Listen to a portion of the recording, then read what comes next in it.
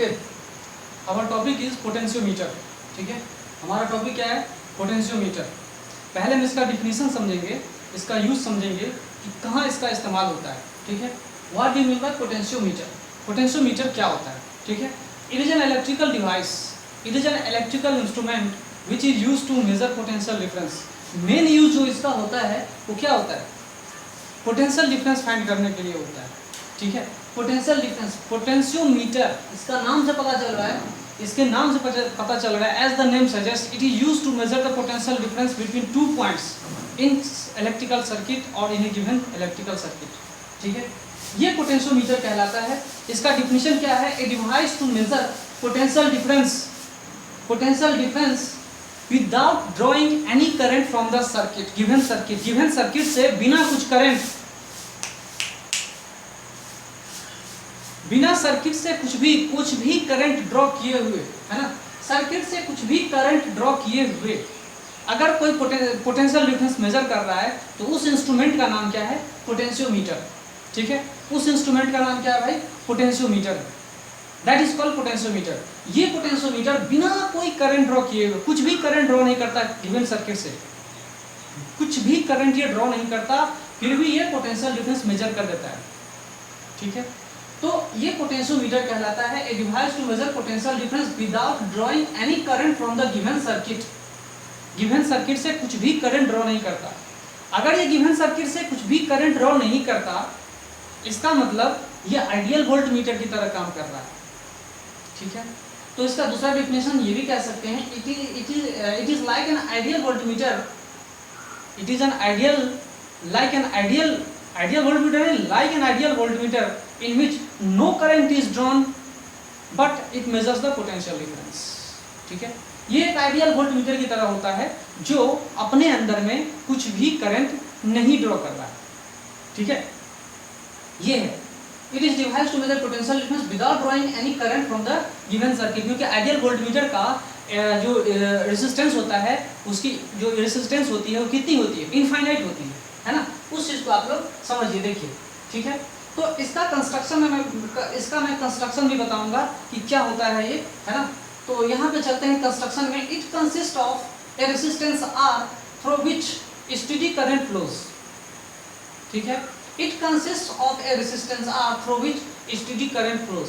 देखिए क्या होता है पोटेंशियोमीटर मान लीजिए ये हमने बैटरी रखा हुआ है, सेल तो है नहीं, ये बैटरी है, it is combination of cells. तो ये बैटरी है, ये बैटरी क्या करेगा? यहाँ से यहाँ तक हमने जब कंप्लीट सर्किट ड्रॉ कर दिया है, इसके अंदर एक करंट फ्लो होना शुरू हो जाएगा। ठीक है, और समझिए पोटेंशियोमीटर होता क्या है। एक्चुअली पोटेंशियोमीटर जो होता है, जो आप स्कूल में देखोगे, लैब में देखोगे, वो 5 से 10 मीटर लंबाई जो होती है उसकी लेंथ होती है। ठीक है, तो 5 से 10 मीटर अगर करेंगे तो बहुत लंबा हो जाएगा। इस वजह से क्या किया जाता है, 5 से 10 मीटर लेंथ को कुछ इस तरह से हम लोग कंबाइन करके रखते हैं इंस्ट्रूमेंट में। ठीक है, पैरेलल में। तो सपोज दैट कोई पोटेंशियोमीटर 6 मीटर का है। ठीक है, पोटेंशियोमीटर कितने का है? 6 मीटर का है। तो 6 लाइन यहाँ पर हम पैरेलल ड्रॉ करेंगे, 6 लाइन, है ना। 6 लाइन यहाँ पर हम पैरेलल ड्रॉ करेंगे तो 6 मीटर हो जाएगा। ठीक है, 7 मीटर का है तो 7 मीटर पैरेलल ड्रॉ करेंगे तो वो 7 मीटर का पोटेंशियोमीटर पता चल जाएगा। तो लंबा रहता है, 5 से 10 मीटर तक का रेंज नॉर्मली हम लोग यूज करते हैं, स्कूल में यूज करते हैं। ठीक है, या नहीं तो लैब में इसका यूज होता है। ठीक है, तो यहाँ देखिए कि ये कंस्ट्रक्शन मैंने बताया, it consist of A resistance R through which A steady current flows और ए कांस्टेंट करंट फ्लोज। ये जो बैटरी हमने दे रखा है ना, ये बैटरी क्या करेगा, जैसे ही क्लोज सर्किट यहाँ बन रहा है, ये करंट सप्लाई करना शुरू करेगा। ये क्या देगा भाई? कुछ करंट देगा। वो करंट इसमें फ्लो होगा, जो कि कांस्टेंट होगा और जो स्टेडी होता है। ठीक है, वो चेंज नहीं होता। क्या नहीं चेंज होता है भाई? वो चेंज नहीं होता। तो कहने का मतलब ये है कि यहाँ देखिए एक वायर, हमने मेटेलिक वायर रखा हुआ है। ठीक है, नॉर्मली हम लोग मान लेंगे 1 मीटर का है या 2 मीटर का है, जो कुछ भी है ना। तो यहाँ पे 1 मीटर 2 मीटर का वायर है, और ऐसे बहुत सारे वायर रहते हैं, पैरेलल में लगे हुए रहते हैं पोटेंशियोमीटर में। तो हमने क्या किया, पहले एक वायर को यहाँ कनेक्शन लगा दिया है, और ये वायर है भाई, मेटल का वायर है, कुछ ना कुछ इसकी रेजिस्टेंस होगी, डेफिनेट सी बात है, इसका कुछ ना कुछ क्या होगा, रेजिस्टेंस होगा। ये जो हमने यहाँ से यहाँ तक कंबाइन किया है, फिर यहाँ पे हमने रियोस्टेट डाल दिया, रियोस्टेट डाल दिया। रियोस्टेट क्या होता है, वेरिएबल रेजिस्टर होता है। Rheostat is a variable resistor जिसका हम रेजिस्टेंस को चेंज कर सकते हैं, करंट की वैल्यू भी हम चेंज कर सकते हैं। अगर कांस्टेंट ही रखना है तो वैल्यू भी हम चेंज कर सकते हैं। अगर ये कॉरेस्पॉन्डिंग रेजिस्टेंस मैं अगर बताऊं, यहाँ पे आरएस की बात करूं, ये अगर लेंथ जितना कम होगा उसकी रेजिस्टेंस उतनी ही कम होगी और करंट क्या होगा, उतना ही ज़्यादा होगा। अगर मैंने ये पॉइंट और इधर लेके आए, क्योंकि इधर से इधर और लेते हुए जाएंगे तो रेजिस्टेंस ज़्यादा होगा, तो करंट क्या होगा, कम होता जाएगा। लेंथ जितना कम होगा करंट भी क्या होगा, उतना ही ज़्यादा होता जाएगा। तो ये बेसिक कंस्ट्रक्शन है। देखिए पोटेंशियोमीटर का किन किन चीज़ों से कंसिस्ट होता है, तो ये एक रेजिस्टेंस से कंसिस्ट हो रहा है ना, जिसके बीच में कांस्टेंट करंट फ्लो हो रहा है, प्लस एक रियोस्टेट भी है यहाँ पर है, एक बैटरी भी है, सब लगा हुआ है, तीनों चीज लगा हुआ है। ये हम क्या कहते हैं, इसको पोटेंशियोमीटर कहते हैं। ठीक है, ये क्या होता है, पोटेंशियोमीटर। तो इसका यूज कहाँ होता है, what is the use of A potentiometer. Potentiometer का यूज कहाँ कहाँ होता है, तो पोटेंशियोमीटर का पहला यूज आप समझो क्या होता है। पोटेंशियोमीटर का पहला यूज होता है to measure the potential difference without drawing any current from the circuit, पहला यूज जो मैं आपको बताऊंगा। दूसरा use to compare the EMF of two cells, दो सेल्स के ईएमएफ को कंपेयर करने के लिए, तुलना करने के लिए भी इसका यूज करते हैं। तीसरा use, it is use to measure the internal resistance of a cell. ठीक है, बहुत सारे यूज हैं, तीनों यूज में आपको बताऊंगा। देखिए क्या होता है, तो यहाँ पर एक वायर हमने रखा हुआ है जो कांस्टेंट, इसका यूनिफॉर्म क्रॉस सेक्शन है, रो भी कांस्टेंट है, एरिया भी कांस्टेंट है, मेटेलिक वायर है, कुछ डिफरेंट रेजिस्टेंस होगा, और ये पूरा का पूरा रेजिस्टेंस कैपिटल आर है। यहाँ से यहाँ तक टोटल लेंथ का कितना रेजिस्टेंस है भाई, कैपिटल आर है। ठीक है, चलिए, तो इसके पैरेलल में हमने एक सेल लगाया है जिसका नोन ईएमएफ है ईएस। ठीक है, नोन ईएमएफ है ईएस, है ना, ये नोन ईएमएफ ईएस है। ठीक है, ईएमएफ जो हमें पता है, पहले से पता है, ये 1 वोल्ट का हो, 0.5 वोल्ट का हो, 0.8 वोल्ट का हो, 1 वोल्ट का हो, जो भी हो, नॉन ईएमएफ है। ठीक है, तो हम यहाँ पे गैल्वेनोमीटर भी लगाए हुए हैं भाई, यहाँ क्या लगाए हुए हैं, गैल्वेनोमीटर भी लगाए हुए हैं। अब ये गैल्वेनोमीटर एक डिफिनिट लेंथ को बताएगा, डिफिनिट लेंथ बताएगा, यहाँ से यहाँ तक डिफिनिट एक कैपिटल एल लेंथ मान लीजिए, total length is capital L है, तो एक डिफिनिट लेंथ के कोरस्पॉन्डिंग इसमें करंट कुछ भी नहीं जाएगा। ठीक है, कुछ भी नहीं जाएगा। जब ये लेंथ हमें पता चल गया तो भाई रेजिस्टेंस किसके ऊपर डिपेंड है, directly proportional to length of the conductor, length of the resistor, जो कुछ भी है। यहाँ से यहाँ एलएस अगर हम बात बोल दें, यहाँ से यहाँ तक एलएस है, तो आरएस की वैल्यू भी आपको पता चल जाएगी। आरएस की वैल्यू कितना होगा भाई, रो एलएस बाय एरिया। ठीक है, तो रेजिस्टेंस किसके ऊपर डिपेंड कर रहा है, यहाँ से यहाँ तक जो लेंथ है उसके ऊपर डिपेंड करता है। ये जो हम काम कर रहे हैं, यहाँ पे ईएस की वैल्यू हमने रखा हुआ I इंटू आर एस।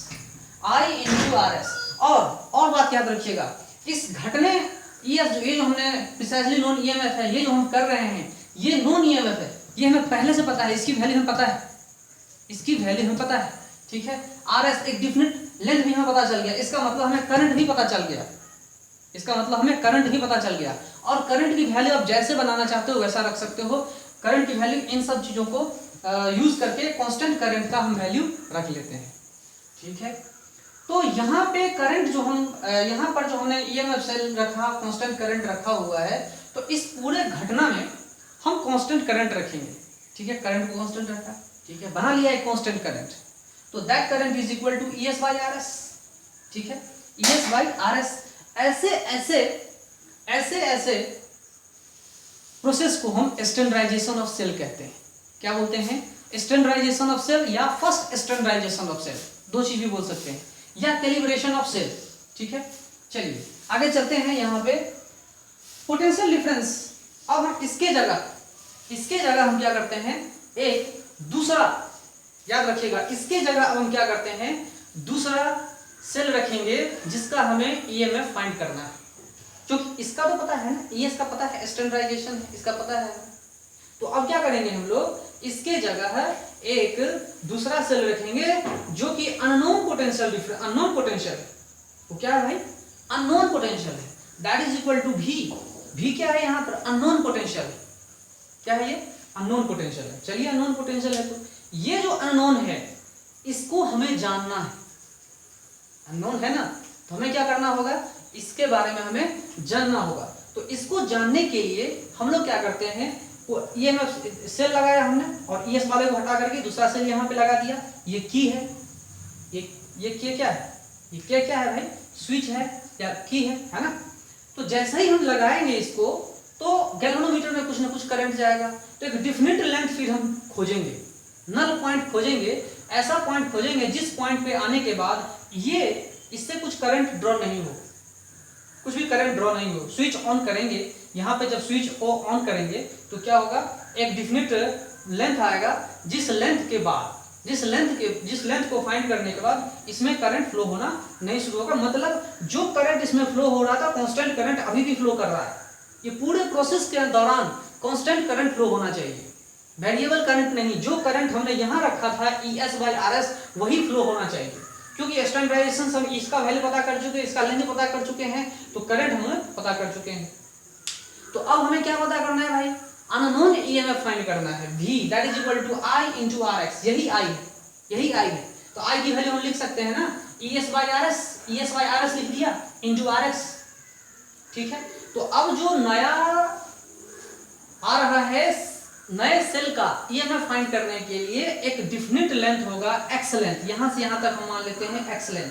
तो एक्स लेंथ के अलोंग कॉरेस्पॉन्डिंग RX रेजिस्टेंस भी हो, तो हमने लिख दिया RX। तो ये जो RX हमने लिखा है, क्यों लिखा? क्योंकि इसमें कांस्टेंट करंट फ्लो हो रहा है यहां से यहां तक I इंटू RX। पहले वाले में क्या था? I इंटू RS था ना। तो इस तरह से हमने इसको फाइंड कर लिया। अब V is equal to I into RX। Clear cut हो गया, वो पैरेलल में है, ये भी इसके पैरेलल में है। V is equal to I into RX। I is equal to ES/RS into RX। तो अब ये देखिए कि RX और RS में रेशियो है और दोनों सेम मटेरियल का बना हुआ। दोनों केस में मटेरियल को हमने चेंज नहीं किया, ना इसको इससे छेड़छाड़ किया, ना इसको छेड़छाड़ किया, ना इसको छेड़छाड़ किया, ना करंट को छेड़छाड़ किया। पूरे प्रोसेस के दौरान इन सब चीजों को हमने चेंज ही नहीं किया। मतलब RX में LX लेंथ है और RS में LS लेंथ है, और रो भी कैंसिल हो जाएगा, एरिया भी कैंसिल हो जाएगा। मैंने शॉर्टकट में आपको बता दिया है। और ES का वैल्यू हमें नॉन। अरे भाई हमें लेंथ पता चल गया, ये भी लेंथ पता चल गया, ES में पहले से पता था, तो ये क्या ये अननोन ईएमएफ हम पता नहीं कर सकते? बिल्कुल पता कर सकते हैं भाई। इसको डिवाइड कर देंगे, फिर मल्टीप्लाई कर देंगे, तो कहानी बन जाएगा। ठीक है, यहाँ देखिए, अगर हमने इसको डिवाइड कर दिया फिर इससे हमने क्या कर दिया? मल्टीप्लाई कर दिया, तो काम बन जाएगा। तो अननोन ईएमएफ हमने फाइंड कर लिया। ठीक है, तो हमने अननोन ईएमएफ को K into LX short form में लिखते हैं। ये K क्या है भाई? ES/LS है। ये क्या है? ES/LS स्टैंडर्डाइजेशन, जो स्टैंडर्ड सेल था जिसका अननोन ईएमएफ है, और LS जो एक वैल्यू हमने पहले से रखा हुआ था, इसका रेशियो है। इसी रेशियो को हम लोग पोटेंशियल ग्रेडियंट भी कहते हैं। इसी रेशियो को हम लोग क्या कहते हैं? पोटेंशियल ग्रेडियंट भी कहते हैं। यहाँ देखिए पोटेंशियल ग्रेडियंट K, तो सॉरी यहाँ पे की को आप दूसरा कुछ मान लो, है ना। यहाँ पे की को आप T मान सकते हो। ठीक है, चलिए, तो यहाँ पर देखिए कि K पोटेंशियल ग्रेडियंट हमने मान के रखा हुआ है। ठीक है, ये जो पोटेंशियल ग्रेडियंट आपको दिख रहा है ES/LS की वैल्यू है पोटेंशियल ग्रेडियंट। पोटेंशियल ग्रेडियंट का मतलब जैसे वेलोसिटी ग्रेडियंट होता है, टेम्परेचर ग्रेडियंट होता है, उसी तरह से पोटेंशियल ग्रेडियंट भी होता है। ठीक है, तो पोटेंशियल ग्रेडियंट का मतलब होता है change in potential with respect to length. ठीक है, सिंपली रेशियो है। तो पोटेंशियल डिफरेंस लेंथ के हिसाब से कैसे चेंज करता है उसको हम लोग पोटेंशियल ग्रेडियंट बोलते हैं। वेलोसिटी ग्रेडियंट के बारे में बताया था, वेलोसिटी लेंथ का कैसे चेंज होता है। टेम्परेचर ग्रेडियंट भी बताया था, टेम्परेचर डिस्टेंस का कैसे चेंज होता है ना, वो सब चीजें हमने बताया था। तो K is equal to potential gradient, और ये पोटेंशियल ग्रेडियंट जो है बहुत कम रखते हैं। कैसे कम होगा भाई? इसकी वैल्यू मान लो कम है और इसकी वैल्यू हमने लार्ज कर दिया, तो LS की वैल्यू जो पहला आया हुआ था, LS की वैल्यू अगर लार्ज करेंगे तो इस तरह से लार्ज रखेंगे कि इसकी वैल्यू 10⁻² से लेकर 10⁻³ तक वोल्ट पर सेंटीमीटर तक हम लोग रख सकते हैं। ठीक है, जो मॉडर्न पोटेंशियोमीटर है उसकी एक्यूरेसी बहुत ज्यादा होती है ना। जो मॉडर्न पोटेंशियोमीटर है उसकी एक्यूरेसी बहुत ज्यादा होती है ना। और वो बहुत अच्छे से मेजरमेंट भी कर पाते हैं। तो ये हमारा था पोटेंशियोमीटर। इसका मेन काम क्या है? इसका मेन काम है to measure the potential difference, ठीक है, sorry, to measure the EMF of cell. EMF of cell, एक किसी भी सेल का ईएमएफ फाइंड करना है। इस सेल का हमें ईएमएफ फाइंड करना है, ठीक है, बिना कुछ करंट ड्रॉ किए हुए, बिना कुछ करंट ड्रॉ किए हुए। ये जो हमने ईएमएफ फाइंड किया है, याद रखिएगा कि इसमें कुछ भी करंट नहीं फ्लो हो रहा है। जो करंट फ्लो हो रहा है इसमें फ्लो हो रहा है, इसमें फ्लो नहीं हो रहा। उसके लिए हमने एक length, corresponding length, x length हमने पता कर लिया था, ठीक है, एलएक्स लेंथ हमने पता कर लिया था। उसके कॉरेस्पॉन्डिंग इसमें ये क्या होता है, इसके अंदर करंट फ्लो ही नहीं होता। जब ये करंट नहीं फ्लो करेगा इसके अंदर, तब ये क्या बन गया, तब ये क्या बन गया, ये जो पूरा इंस्ट्रूमेंट बन गया, ये पूरा इंस्ट्रूमेंट क्या हो गया, हमने इसके कॉरेस्पॉन्डिंग पोटेंशियल डिफरेंस फाइंड किया है। और जब हमने इसके अंदर कॉरेस्पॉन्डिंग फाइंड किया है और ये हमने इसको वोल्टमीटर समझ लिया, तो इसके अंदर करंट कुछ जा ही नहीं रहा, तो वो क्या बन गया, एक आइडियल वोल्टमीटर की तरह बन गया। तो पूरा का पूरा डिवाइस को हम लोग, पोटेंशियोमीटर को हम लोग क्या समझ सकते हैं, एक आइडियल वोल्टमीटर समझ सकते हैं, ठीक है। तो सबसे बड़ा सवाल होता है कि पोटेंशियल ग्रेडियंट को हम इतना कम क्यों करते हैं, इतना कम हमने क्यों किया, why do we decrease the potential gradient. Potential gradient को हम लोग इतना कम क्यों करते हैं, ठीक है। पोटेंशियल ग्रेडियंट को इतना कम क्यों करते हैं, इतना कम इसलिए करते हैं, कम से कम इसलिए रखे हुए हैं क्योंकि मतलब जो सेल होता है ना, माइक्रो वोल्ट तक का मेजरमेंट कर रहा है। जो मॉडर्न पोटेंशियोमीटर है वो माइक्रो वोल्ट तक का मेजरमेंट कर पा रहा है, माइक्रो वोल्ट तक का मेजरमेंट कर पा रहा है एक्यूरेसी के साथ, ठीक है, मिनिमम एरर के साथ ही मेजरमेंट कर पा रहा है, माइक्रो वोल्ट तक कर पा रहा है। तो पोटेंशियोमीटर जितना कम रहेगा, इस पोटेंशियल ग्रेडियंट जितना कम रहेगा, ये पोटेंशियल ग्रेडियंट जितना कम रहेगा, मतलब लेंथ जितना हम रखेंगे उतना ही क्या होगा, उतना ही क्या होगा भाई, एक्यूरेसी बढ़ेगी। उतने ही एक्यूरेसी का बढ़ने का मतलब क्या, ये जो पोटेंशियोमीटर है कम से कम छोटे से छोटे पोटेंशियल डिफरेंस को भी मेजरमेंट कर सकता है। मतलब सेल, कुछ सेल ऐसे हैं जिसका पोटेंशियल मीटर माइक्रो वोल्ट में हो, उसको भी मेजरमेंट कर सके, एक्यूरेटली मेजरमेंट कर सके, स्मॉल से स्मॉल को भी कर सके। लार्ज को तो आसानी से मेजरमेंट कर सकता है, लेकिन स्मॉल से स्मॉल को मेजरमेंट करने के लिए हम लेंथ को लार्ज मानेंगे, याद रखिएगा, ठीक है। और करंट को भी कुछ इस तरह से एडजस्टमेंट करेंगे कि कहानी हमारा बन जाएगा, ठीक है। तो इस तरह से हम लोग करते हैं, करंट का वैल्यू कम से कम चलेगा, जो भी है एडजस्ट कर लेते हैं, इस तरह से एडजस्ट कर लेते हैं कि पोटेंशियल ग्रेडियंट कम से कम हो। और पोटेंशियल ग्रेडियंट जितना कम होगा उतना ही अच्छा पोटेंशियोमीटर काम करेगा, उतना ही एक्यूरेटली मेजरमेंट कर देगा। मतलब ये जो यूज होता है ना, स्मॉल से स्मॉल सेल के भी पोटेंशियल डिफरेंस या ईएमएफ को फाइंड कर सकता है, ठीक है, याद रखिएगा इस चीज को। It is used to measure the small as well as large EMF of cell, ठीक है। एक बार फिर से समझते हैं, रिकैप करते हैं। Potentiometer, what do you mean potentiometer? It is an electrical device, electrical instrument which is used to measure potential difference like an ideal voltmeter. Ideal voltmeter कुछ भी करंट अपने अंदर ड्रॉ नहीं करता, और अपने अंदर ड्रॉ नहीं कर रहा है, इसका मतलब इसकी इनफाइनाइट रेजिस्टेंस है।